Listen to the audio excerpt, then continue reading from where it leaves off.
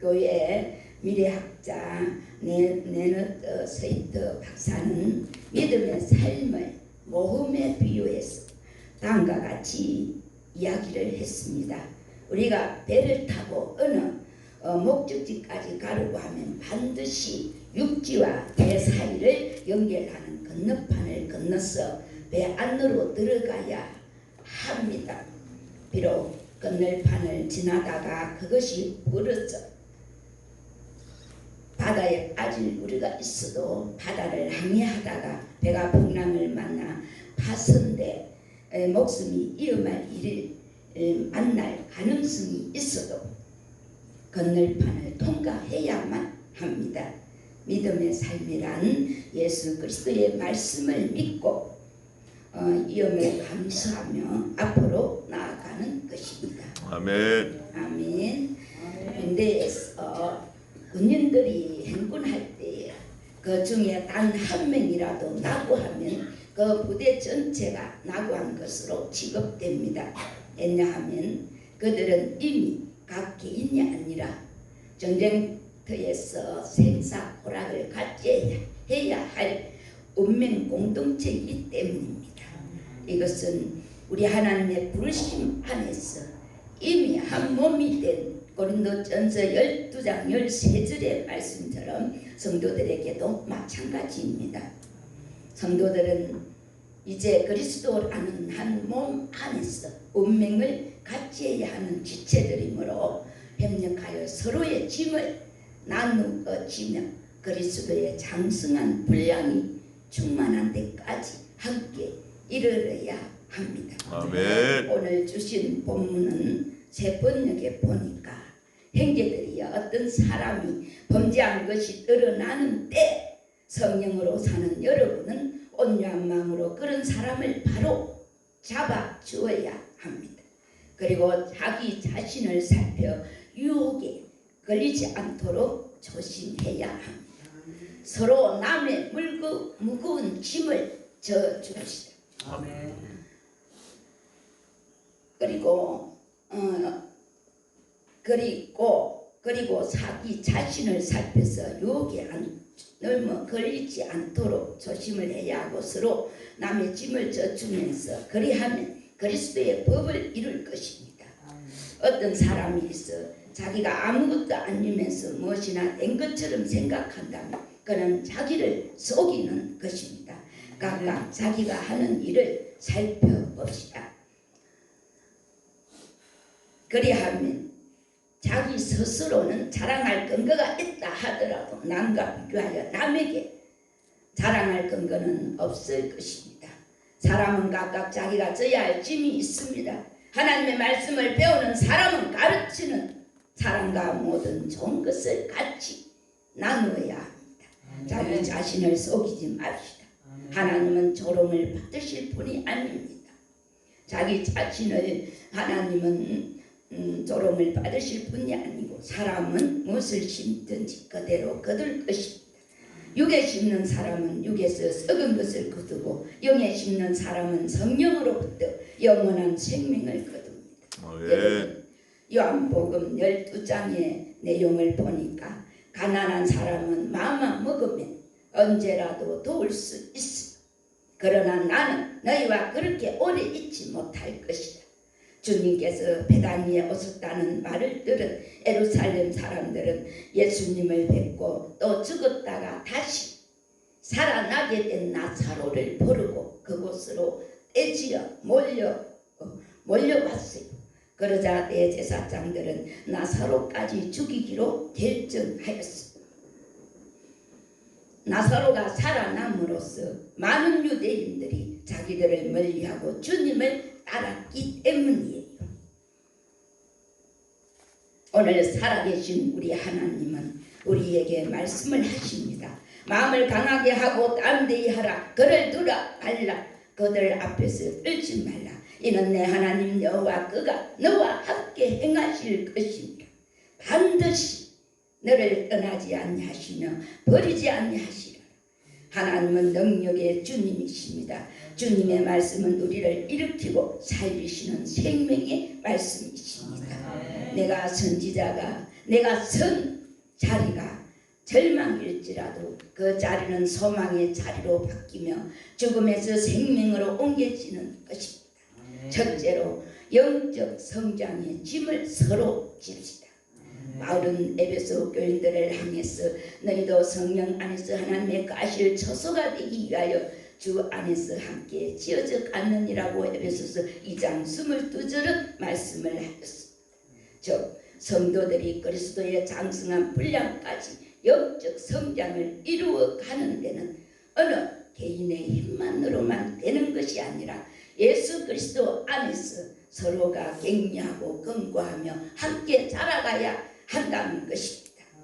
예루살렘 초대교회가 그처럼 부흥할 수 있었던 것도 날마다 서로 모여 사도의 가르침을 받고 기도하고 건면하며 예수 안에서 함께 영적 성장을 이루었기 때문이 아닙니까? 사도행전 2장 42절에 보니까 그렇습니다. 여러분은 주위에서 연약한 믿음을 가지고 방황하는 형제들에 대해 무관심하거나 그들을 비난하고 무시하지는 않습니까? 그들은 나와 함께 영적 성장의 짐을 서로 나누어져야 할 나의 지체입니다.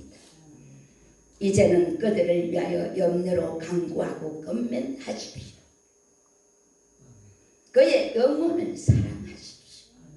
하나님의 백성 이스라엘 민족을 애굽에서 이끌어낸 모세의 후임자 여호수아가 이스라엘 백성에게 주시는 하나님의 말씀입니다.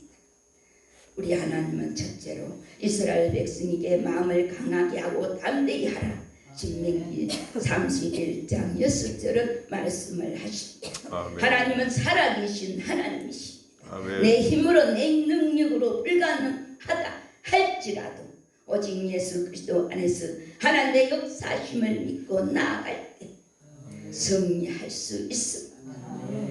그러므로 하나님의 자녀된 우리는 살아계신 하나님이 나의 하나님 되심을 믿고 오직 헛되를 향하여 자로나 우러나 치우치지 말고 나아가는 적극적인 헌신과 믿음을 가져야 합니다. 아멘. 우리가 믿는 하나님이 모세에게 모세의 하나님으로 임하시고 주님의 뜻을 이루셨으며 모세의 뒤를 이을 여호수아를 세워 능력과 사명의 말씀을 주시며 여호수아의 하나님으로 임하셨습니다.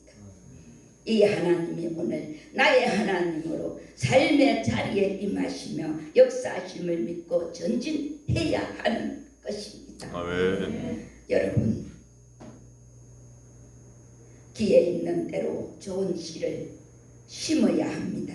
하나님의 말씀을 배우는 사람은 그 말씀을 가르치는 사람에게 보수를 지불하고 그를 도와야 합니다. 잘못 생각하지 마십시오. 하나님은 무시당하실 분이 아닙니다. 사람은 무엇을 심든지 자기가 심은 대로 얻는다. 그것을 명심하십시오. 만일 자신이 악한 욕망을 만족시키고자 하는 사람은 악한 씨앗을 심는 셈이 되어 그 결과 죽음을 거두게 될 것입니다. 그러나 성경을 위하여 성령을 위하여 좋은 씨를 심는 것은 심는 사람은 성령께서 주시는 영원한 생명을 거두게 될 것입니다. 낙심하지 말고 선을 행하십시오. 실망도 보기도 하지 말고 꾸준히 선을 행하다 보면 복을 거두어 드릴 날이 올 것입니다. 기회 있을 때마다 누구에게나 친절을 베푸십시오. 그리스도인 형제들에게는 더욱 그렇게 하십시오. 육체를 위하여 심는 자는 육체로부터 썩어질 것을 거두고 추수 때의 시골 어른들은 가장 충실한 것으로 종자를 간수하는데 보릿고개의 어려운 고비 속에서도 이 종자만은 신성불같이 그 이유는 좋은 열매를 거두기 위해서입니다. 두 번째로 고난의 짐을 서로 집시다. 이스라엘의 율법에는 기업이 없는 고아와 가부에 대해서 하나님의 은혜로 말미암아 기업을 소유한 자들의 관심을 갖고 도와주고 부양하게 되어 있습니다. 신명기 24장 19절에 말씀하십니다. 왜냐하면 그들은 이미 개인을 떠나서 하나님의 통치 아래 모인 운명 공동체이기 때문입니다. 그리고 주님께서도 마지막 심판 때에 죽인 자와 병든 자에게 베풀지 않는 자들에 대해 심판이 있을 것이라고 마태복음 25장은 말씀을 하셨습니다. 그렇습니다. 여러분, 우리는 이미 그리스도 안에서 한 몸이 된 자들입니다. 그러므로 다른 지체가 겪는 고난은 남의 일이 아닌 곧 나의 문제이며 내가 져야 할 짐인 것입니다. 여러분의 주위를 둘러보십시오. 물질이나 질병, 가정 문제나 세상의 핍박 때문에 고난을 겪고 낙심하고 있는 형제들이 얼마나 많습니까? 그런데도 나의 문제가 아니라 그것을 외면하고 있지는 않습니까? 믿는 사람이 다 함께 모든 물건을 서로 나눠주고 고난의 짐을 함께 나누던 예루살렘 초대교회의 아름다운 모습을 생각하십시오. 그리고 주님의 말씀에 순종하며 여러분도 이웃의 아픔과 고난의 짐을 함께 나누어지는 자가 되시기를 주 예수 그리스도의 이름으로 축원드립니다. 여러분, 로마서 15장 1절과 7절에 보니까 믿음이 강한 우리들은 약한 사람들을 도와 그들의 짐을 져주어야 합니다. 우리가 자신에게 절대로만 해서는 안 됩니다. 우리 각 사람은 자기 이웃에게 유익을 주어 그들을 기쁘게 함으로 덕을 세워야 합니다. 그리스도께서 자기 자신을 기쁘게 하시지 않으셨습니다. 도리어 성경 말씀에 주를 비방하던 자들의 비방이 내게 내렸다고 기록된 것과 같습니다. 주를 비방하던 자들이 성경에 기록된 모든 말씀은 우리를 교훈하기 위한 것이며 성경이 우리에게 주는 인내와 위로의 말씀을 통하여 우리로 희망을 가지게 하려는 것입니다. 인내와 위로의 근원이 되시는 주님께서 여러분에게 그리스도 예수의 본을 따라 서로 같은 마음을 품게 하시고 한 마음과 한 입으로 우리 주 예수 그리스도의 아버지 하나님께 영광을 돌리게 해주시기를 바랍니다. 그러므로 그리스도께서 하나님의 영광을 위하여 우리를 받아들이신 것 같이 여러분도 형제를 서로 받아들여야 합니다. 여러분, 이 세상에서 어떤 사람이 가장 행복한 사람이라고 합니까?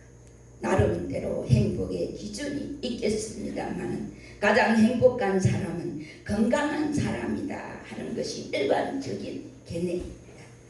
재산을 다 잃었다 해도 그것은 부분을 잃은 것이고 건강을 잃었으면 다 잃은 것이기 때문에 우리는 건강할 때에 건강의 고마움을 다 미처 모르고 삽니다만 병들어서 병원에 입원하게 되면 아무 소용없다고 말하게 됩니다.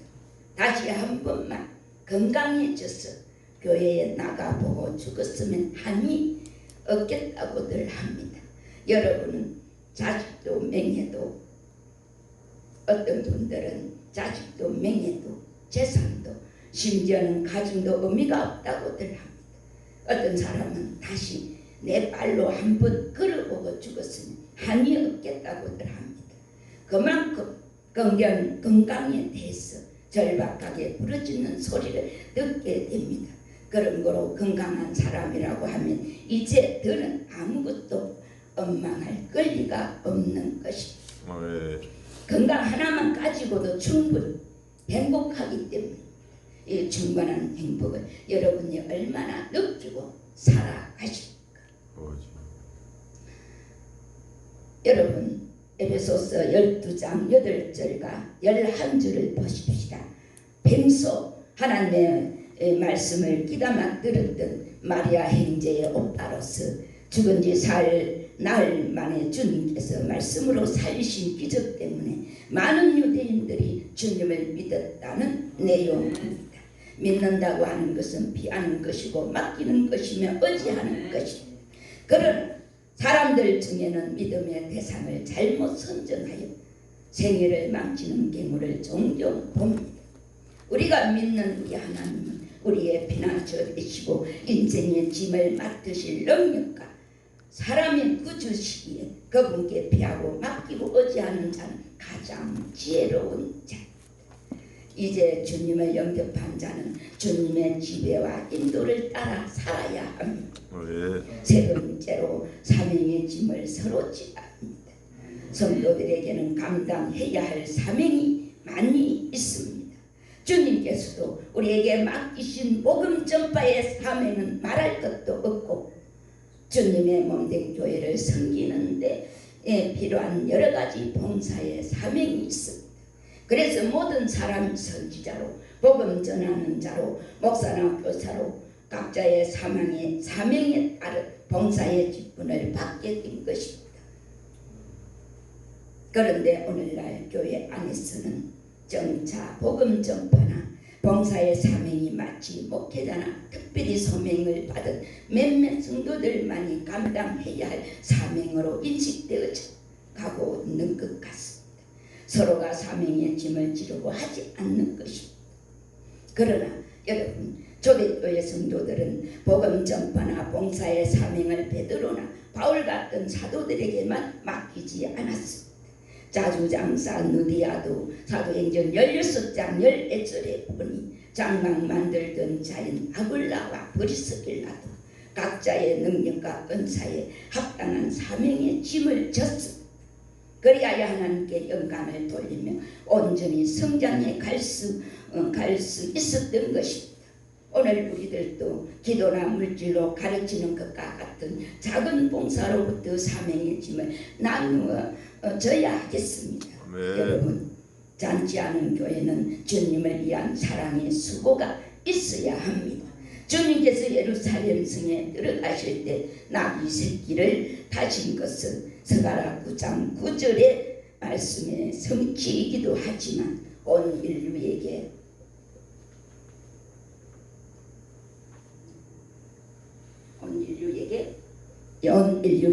보여주시는 행동 메시지입니다. 주님은 얼마든지 끌어서 입성하실 수도 있었고 그렇게 하시는 것이 번거로움을 피하는 것일 수도 있었지만 굳이 나귀 새끼를 타신 것은 자신이 어떤 분인가를 나타내신 것입니다. 아멘. 하나님을 아는 사람들은 주님을 찬양하고 영광을 돌렸습니다. 나귀 새끼를 타신 주님이 얼마나 겸손한 분이십니까? 만물의 주인이시나 왕이신 분께서 하늘 구름이나 백마를 타시고도 남으실 분인데 이 비천한 나귀 새끼를 타신 것입니다. 우리도 주님의 겸손을 알아야 합니다. 그리고 왜 주님께서 이처럼 겸손해진 것을 알아야 합니다. 주님의 이러한 겸손은 모든 죄인들을 섬기고 자신의 목숨을 대속물로 드리기 위함입니다. 마가복음 10장 45절에서도 주님은 죄인들을 겸손히 섬김으로써 구원하셨고 죄인들에게 참된 평안을 주셨습니다. 주님의 이러한 겸손이 없었다면 우리는 정죄받고 심판을 받아야 했습니다. 우리가 무엇보다도 주님의 겸손을 감사하고 주님의 겸손을 배워야 합니다. 겸손은 한순간의 미덕이 아니라 우리 그리스도인들이 인격 속에 깊이 자리 잡아야 할 덕목입니다. 우리 하나님은 우리 앞서 행하시는 주님이십니다. 신명기 31장 8절에서도 변치 않으시는 하나님께서는 여인이 마치 그 젖먹는 자식을 잊겠으며 자기 대에서 난 아들을 긍휼히 여기지 않겠느냐. 그들은 혹시 잊을지라도 나는 너를 잊지 않냐 것이라.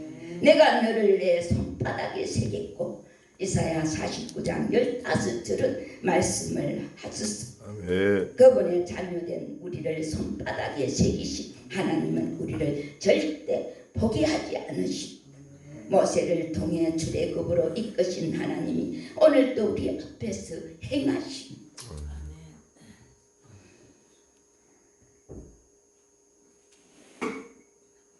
모세를 척박하고 척박하고 불투명한 이 세상에서도 하나님은 자기 백성 앞에서 먼저 행하시고 끝내는 적각 꿀이 흐르는 가나안 땅으로 인도하십니다.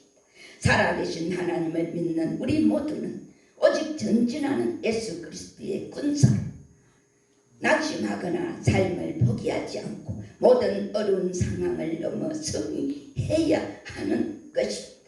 적박한 광야에서 이스라엘 백성에게 불기둥과 구름기둥으로 인도하셨고 하나님이 우리 앞서 행하십니다.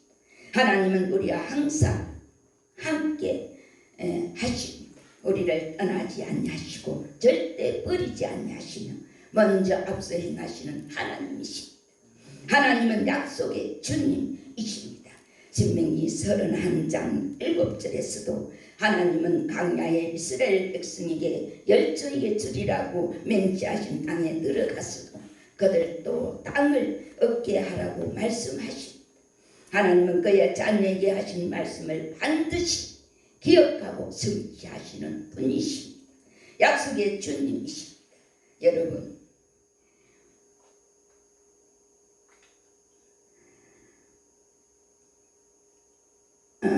요한복음 12장에 보니 베다니의 잔치집은 부자의 대연에 비하면 초라한 것이지만 마르다는 주님을 위해 정성껏 음식을 준비하여 봉사하는 일을 하였습니다.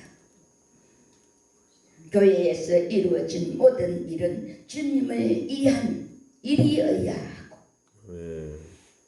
주님을 위해서 충성하는 곳에 불평이나 피곤함이 있을 수 없기 때문입니다. 세상이 우리를 버리는 상황이 닥친다 할지라도 우리 주님은 우리를 떠나지 않는 임마누엘의 하나님이십니다. 그리고 그 기쁘신 뜻을 우리에게 꿈으로 주신 우리 주님은 자녀된 우리 모두를 절대 포기하지 않고 약속을 성취하십니다. 오늘도 그 믿음을 선포하고 살아계셔서 역사하시는 주님을 믿고 벽들을 향해 나아가며 승리하는 믿음의 삶을 살아가시를 주 예수 그리스도 이름으로 축원드리나이다.